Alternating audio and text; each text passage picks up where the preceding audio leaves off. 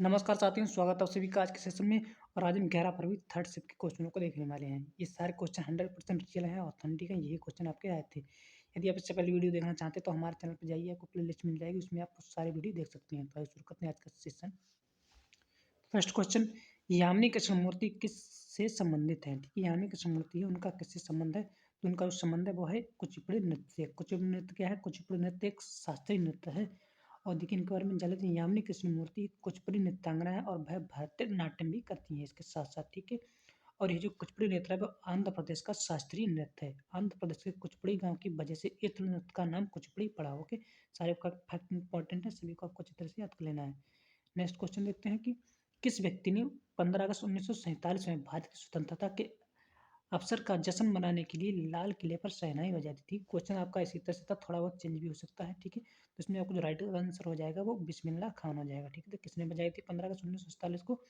बिस्मिल्लाह खान ने। इसकी इंपॉर्टेंट देख लेते हैं इसके बारे में। बिस्मिल्लाह खान ने 15 अगस्त 1947 को लाल किले पर शहनाई बजाई थी और वह अपने वाद्य यंत्र से राष्ट्र की जय जयकार करने वाले पहले भारतीय थे। यह घटना बड़ी थी क्योंकि उस दिन स्वतंत्रता मिली थी हमारे पूरे भारत को। नेक्स्ट क्वेश्चन देखते हैं, उच्चतम न्यायालय के न्यायाधीश की नियुक्ति कौन करता है? ठीक है, तो उच्चतम न्यायालय के न्यायाधीश की जो नियुक्ति है वो राष्ट्रपति करते हैं। ठीक है, तो ऑप्शन नंबर आपका जो जितने भी राष्ट्रीय लगाया उसका राइट आंसर हो जाएगा। इनके बारे में देख लेते हैं। देखिए, जो भारत के मुख्य न्यायाधीश हैं सीजीआई की नियुक्ति भारत के राष्ट्रपति द्वारा संविधान के अनुच्छेद 124 के खंड 2 के तहत की जाती है। ठीक है, और इस सर्वोच्च न्यायालय और उच्च न्यायालय में ऐसे न्यायाधीशों की परामर्श के बाद राष्ट्रपति द्वारा मुख्य न्यायाधीश की नियुक्ति की जाती है।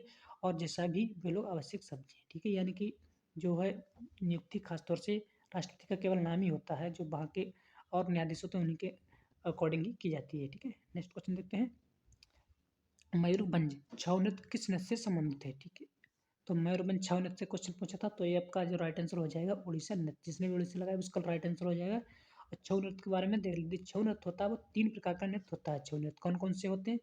देखिए, आपका होता है सरायकेला छाऊ, जो कि झारखंड में मनाया जाता है। ठीक है, सरायकेला छाऊ। और अगले आपके 2 नृत्य होते हैं, तो मयूरभंज जो कि आपका उड़ीसा का है, और जो पुरुलिया छाऊ ये आपका पश्चिम बंगाल में होता है। ठीक है, नेक्स्ट क्वेश्चन देखते हैं, साल 2011 की जनगणना के मुताबिक भारत का सबसे ज़्यादा आबादी वाला केंद्र शासित प्रदेश कौन सा है?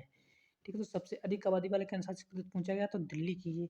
ठीक है, सबसे अधिक आबादी है केवल दिल्ली की है। ठीक है, और इसका जनसंख्या घनत्व भी सर्वाधिक है केंद्र शासित प्रदेशों में। और इसके साथ साथ इंपॉर्टेंट पॉइंट आपको अच्छी तरह से देख लेना थी। सर्वाधिक जनसंख्या घनत्व यदि हम देखते हैं केंद्र शासित प्रदेशों में तो दिल्ली का होता है। और न्यूनतम जनसंख्या प्रतिशत का देखें, न्यूनतम जनसंख्या, ठीक है, केंद्र शासित प्रदेशों में तो हमारा आता है लक्षद्वीप का। ठीक है, और सर्वाधिक नगरीय जनसंख्या का पूछे राज्यों में तो सर्वाधिक नगरीय जनसंख्या जो महाराष्ट्र में निवास करती है, और न्यूनतम नगरीय जनसंख्या सिक्किम में निवास करती है। ठीक है, यदि ग्रामीण जनसंख्या की बात करें तो सर्वाधिक ग्रामीण जनसंख्या है उत्तर प्रदेश में निवास करती है, और न्यूनतम ग्रामीण जनसंख्या है वह सिक्किम में निवास करती है। ठीक है, और इसके साथ साथ देखिए ये भी आपको पॉइंट इस तरह से याद कर लेना कि सर्वाधिक जनसंख्या वाला यदि राज्य पूछे तो उत्तर प्रदेश में सर्वाधिक जनसंख्या, और न्यूनतम जनसंख्या वाला राज्य तो सिक्किम में सबसे कम जनसंख्या है। ओके, नेक्स्ट क्वेश्चन देखिए आपका आया था कि आईपीएल 2023 की विजेता टीम कौन थी? ठीक है, तो सभी ने इसका राइट आंसर लगा दिया होगा। तो आईपीएल 2023 की जो विजेता टीम थी उसका नाम है चेन्नई सुपर किंग। ओके, तो चेन्नई सुपर किंग जो थी विजेता टीम थी, और इसने किसको हराया था? इसने हराया था गुजरात टाइटंस को। ठीक है, गुजरात टाइटंस को इसने हराया था। और यह जो थी अहमदाबाद के नरेंद्र मोदी स्टेडियम में जो थी आईपीएल खेला गया था, उसका इसका समापन हुआ था नरेंद्र मोदी स्टेडियम गुजरात वाले अहमदाबाद वाले में। ठीक है, गुजरात अहमदाबाद में। और इसके साथ साथ देखिए भारतीय क्रिकेट कंट्रोल बोर्ड होता है, उसके द्वारा स्थापित क्रिकेट लीग का ये 16वां संस्करण था। ये भी आपको ध्यान रखना है, आ सकता है। नेक्स्ट क्वेश्चन देखते हैं आपका, 31 दिसंबर 1947 को संविधान सभा की बैठक में कुल कितने सदस्य थे? ठीक है, ये भी क्वेश्चन आपका आया था। तो उसमें सदस्यों की जो संख्या थी वो तो आपकी 299। ठीक है, संविधान सभा में बैठने वाले कुल सदस्यों की संख्या थी 299। इसकी इंपॉर्टेंट पॉइंट देख लेते हैं, क्या है कि 31 दिसंबर 1947 को संविधान सभा की बैठक में 299 सदस्य शामिल हुए थे। और उस समय संविधान सभा की कुल सदस्य जो संख्या थी वो 389 थी, जिसमें से 292 सदस्य जो कि प्रांतीय प्रतिनिधि थे, और 93 सदस्य जो थे 83 रियासतों से थे। ठीक है, इंपॉर्टेंट देखिए। और इसके साथ देखिए संविधान सभा की जो पहली बैठक हुई थी वो 9 दिसंबर 1940 को हुई थी। ओके, नेक्स्ट क्वेश्चन देखिए आपका था कि कौन सा यूनानी शासक चंद्रगुप्त मौर्य के दरबार में आया था? इसी तरह से था या थोड़ा बहुत चेंज भी हो सकता है। ठीक है, तो जो सर्वप्रथम जो यूनानी शासक आए थे तो मेगास्थनीज आए थे और चंद्रगुप्त मौर्य के दरबार में आए थे। ठीक है, उनका नाम था मेगास्थनीज। मेगास्थनीज के बारे में देखिए इंपॉर्टेंट पॉइंट देख लेते हैं। देखिए मेगास्थनीज को भारतीय इतिहास का पिता कहा जाता है और मेगास्थनीज ने मौर्य साम्राज्य के प्रशासन और भूगोल के बारे में कई जानकारियाँ भी दी हैं इन्होंने। ठीक है, और देखिए उन्होंने अपनी पुस्तक जो थी यूनानी भाषा में लिखी, जिसकी पुस्तक का नाम है इंडिका। ठीक है, और इंडिका में उन्होंने भारत के बारे में वर्णन किया है। ओके, नेक्स्ट क्वेश्चन देखते हैं। केवल इंपॉर्टेंट पॉइंट को ही आपको देखना है, ज़्यादा नहीं। ठीक है, 2020 के अनुसार भारत की कुल जनसंख्या दर जो थी 1000 बच्चों पर, ठीक है, जो जन्म दर थी 1000 जनसंख्या पर कितनी थी। ठीक है, यानी कि 1000 लोगों पर जनसंख्या दर पहुंची। ठीक, तो 2020 के अनुसार देखिए जो जनसंख्या दर हमारी है 1000 बच्चों पर 19.5 है। ठीक है, 19.5। नेक्स्ट क्वेश्चन देखते हैं।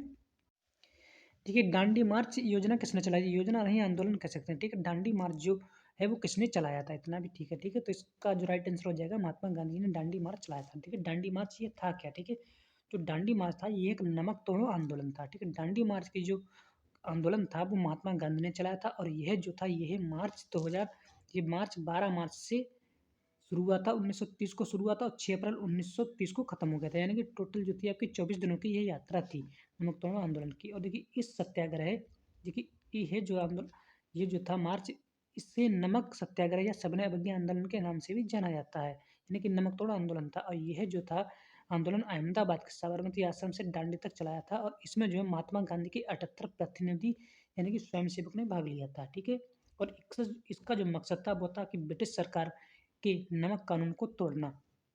ओके, नेक्स्ट क्वेश्चन देखते हैं। लोसर त्यौहार किस राज्य में मनाया जाता है? अगला आपका क्वेश्चन आता है लोसर त्यौहार किस राज्य में मनाया जाता है, तो इसमें आपका जो राइट आंसर हो जाएगा कि जो लोसर त्यौहार है वो देखिए आपका ये सारे राज्य हैं, जैसे असम हो गया, सिक्किम हो गया, अरुणाचल प्रदेश हो गया, लद्दाख हो गया, तिब्बत हो गया, नेपाल हो गया, ये भूटान है। इन्हीं देशों में मुख्य रूप से, इन्हीं राज्यों में मुख्य रूप से मनाया जाता है। ठीक है, इन्हीं में से आपका कोई भी ऑप्शन एक हो सकता है।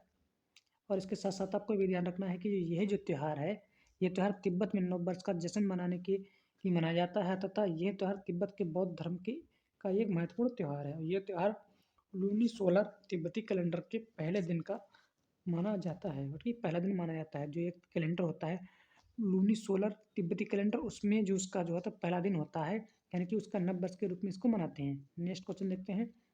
बिहू आया था कि बिहू भारत के किस राज्य का लोक नृत्य है? ठीक है, तो बिहू जो है भारत के असम राज्य का एक लोक नृत्य है, तो असम वाले बिल्कुल राइट आंसर हो जाएगा जिसने भी लगाया है। और इसके साथ देख लेते हैं असम के इंपॉर्टेंट पॉइंट। देखिए यह जो है बिहू त्योहार से जुड़ा हुआ है और असमिया संस्कृति का अहम हिस्सा है।